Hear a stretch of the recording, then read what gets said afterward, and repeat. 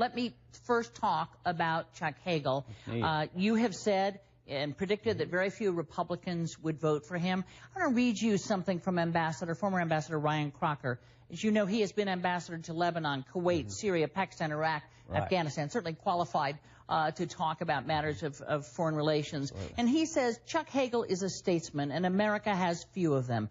He knows the leaders of the world and their issues. At a time when bipartisanship is hard to find in Washington, he personifies it. Above all, he has an unbending focus on U.S. national security, from his service in Vietnam decades ago to his current position on the Intelligence Advisory Council. Mr. Hagel would run the Defense Department. It would not run him.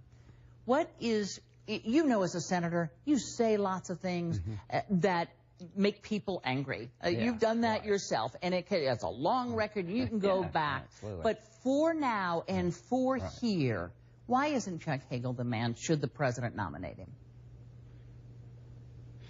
Well, it's a controversial choice. Ryan Crocker truly is a diplomat in the best sense of the word.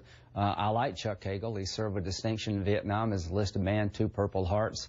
But quite frankly, Chuck Hagel is out of the mainstream of thinking, I believe, on most issues regarding foreign policy. I expect the president to nominate people different than I would think. I'm going to vote for Senator Kerry. I don't agree with him a lot, but I think he's very much in the mainstream of thought.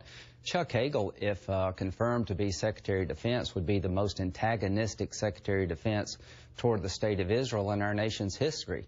Not only has he said you should directly negotiate with Iran, sanctions won't work, that Israel must negotiate with Hamas, a organization, terrorist group that lobs thousands of rockets into Israel. He also was one of 12 senators who refused to sign a letter to the European Union trying to designate Hezbollah as a terrorist organization. He has long severed his ties with the Republican Party. This is an in-your-face nomination by the president to all of us who are supportive of Israel. I don't know what his management experience is regarding the Pentagon, little if any, so I think it's an incredibly controversial choice. And it looks like the second term of Barack Obama is going to be an in-your-face term. I'm not going to talk to you at all about the debt ceiling, and here's my Secretary of Defense nominee that's going to get a lot of bipartisan concern. Well, let me ask you, he's the president. He did win. You say all the time, elections have consequences. Absolutely.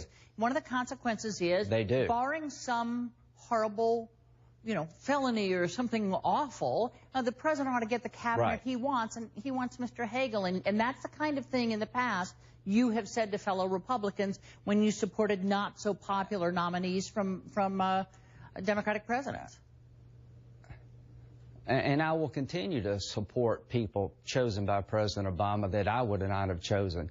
Senator Kerry has a lot of different views than I do. We're on the opposite ends of the political spectrum, but I respect him. I think he's a thoughtful man. I think he's in the mainstream. I'll have a hard time voting for anybody to be Secretary of Defense who believes that the surge was a foreign policy blunder.